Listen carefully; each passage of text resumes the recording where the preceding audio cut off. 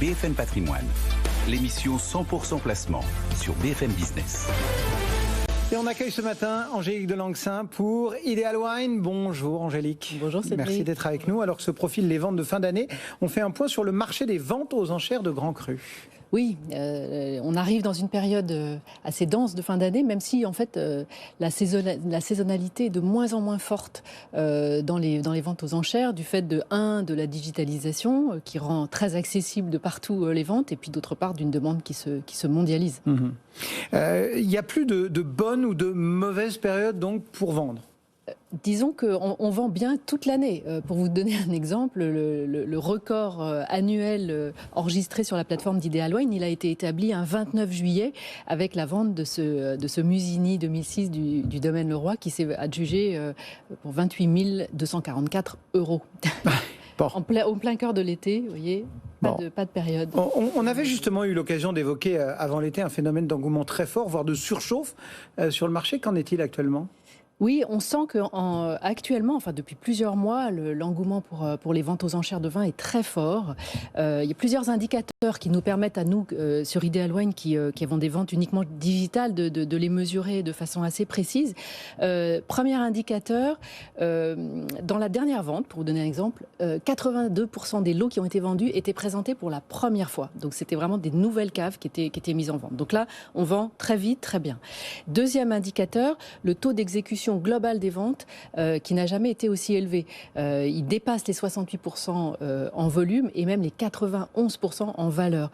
Donc ce sont vraiment des indicateurs qui tendent à prouver que l'engouement est vraiment là. Qu'est-ce qui explique finalement cette forme de ruée ? Je dirais qu'il y a trois éléments d'explication. Le premier est vraiment directement lié au confinement, aux périodes de fermeture des établissements, des restaurants. Les amateurs ont commencé par boire les vins qu'ils avaient dans leur cave. par vider. C'était pas le Covid, c'était la cave vide, c'est ça ? Et pour la remplir à nouveau, le digital a offert, enfin le e-commerce a offert une alternative qui a été très appréciée et des habitudes se sont prises. Donc ça continue. Ça, c'était le premier élément. Deuxième élément, toujours lié au confinement, la fermeture des restaurants, le fait de ne plus pouvoir voyager, ont fait que les gens ont fait des économies. Et il y a de l'épargne aujourd'hui disponible et le vin offre une alternative patrimoniale qui est très intéressante. Et le troisième élément d'explication, il est vraiment pas très gai, il est lié à la récolte 2021 qui va être très faible, qui va être microscopique. Si on prend par exemple la Bourgogne, les vins blancs, les chardonnays ont été littéralement ravagés par le gel au printemps. On avait eu l'occasion d'en parler. Et il y a des endroits, je pense à un domaine qui a une parcelle à Corton-Charlemagne qui va avoir des rendements de 4 hectolitres par hectare, c'est-à-dire à peu près rien. Donc, en fait, aujourd'hui, si on veut certains vins qu'on aime beaucoup, c'est plutôt sur les millésimes un petit peu plus anciens et existants qu'on va pouvoir se reporter, ce qui crée un phénomène inflationniste. Ouais. Et du coup, il y aura encore plus de pression sur le prix. Ça tend effectivement à pousser les prix, d'autant plus que la demande est mondiale. Et la hausse est générale. Alors ça, il faut quand même la différencier selon les régions, selon les typologies de vin, bio, pas bio, biodynamique, nature, et aussi selon les millésimes. Il y a un indicateur qui est très intéressant, qui est le taux de surenchère qu'on a sur un vin, c'est-à-dire le nombre d'enchères qui sont portées sur un lot dans les ventes aux enchères. Et si on regarde par région, en fait, dans les très grandes régions viticoles, celles qu'on retrouve le plus largement dans les ventes aux enchères, la Bourgogne est très en avance avec 3 lots sur 4 qui font l'objet de plus d'une enchère. Donc c'est bien un témoignage d'engouement pour cette région et à la clé une hausse des prix. Donc c'est la Bourgogne qui est la plus présente ? Alors la Bourgogne n'est pas en volume, c'est pas la région la plus présente. En revanche, effectivement, en termes d'engouement, c'est vraiment elle qui tient la corde avec... alors, il y a un nom qui revient, on parlait des Bourgognes blancs, mais le domaine d'Auvenay qui appartient à la même propriétaire que le domaine Leroy, donc la Loubise Leroy. Là, aujourd'hui, on a des Puligny-Montrachet qui dépassent les 6 000 € aux enchères, des simples, entre guillemets, aligotés qui dépassent les 3 500 €. Donc là, on a vraiment un nom qui revient.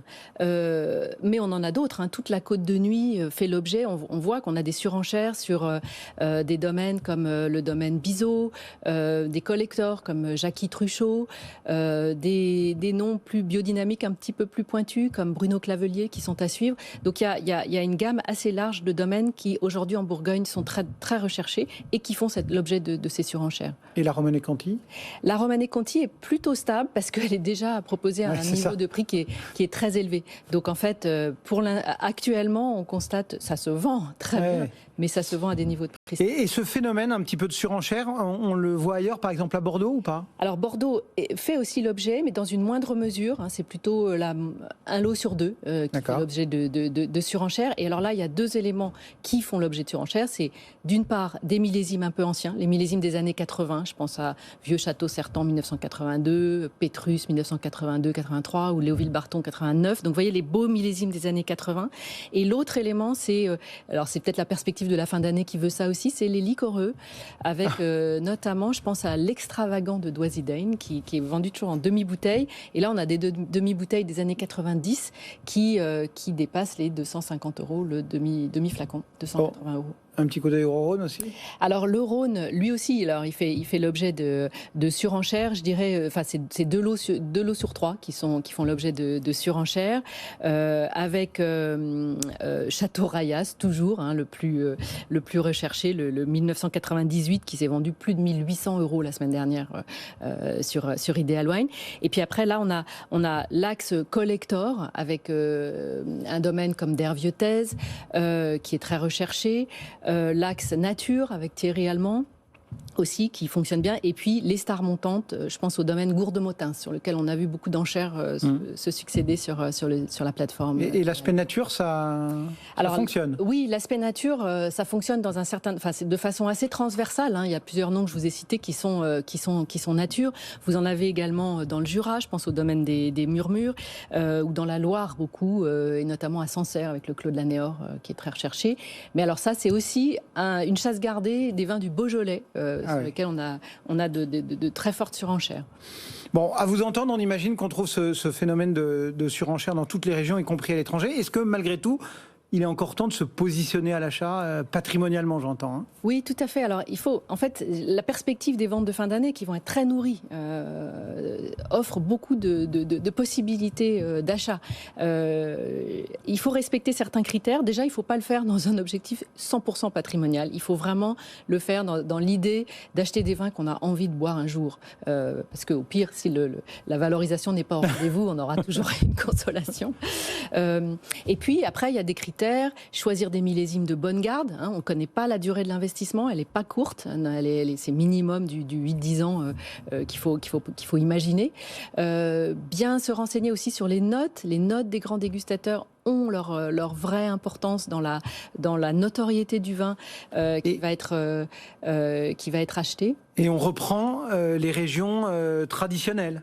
Alors, on prend, en fait, si on regarde dans la répartition qu'on avait notamment diffusée dans le baromètre d'Ideal Wine l'année dernière, je pense que la recommandation sage est d'avoir un tiers de Bordeaux pour la notoriété mondiale des marques, un tiers de Bourgogne pour le côté en ce moment très recherché des vins, 10 à 15% de vins du Rhône selon ses affinités, et ensuite vraiment aller remplir le reste de la cave selon les régions que l'on aime, que ce soit la Loire, le Languedoc.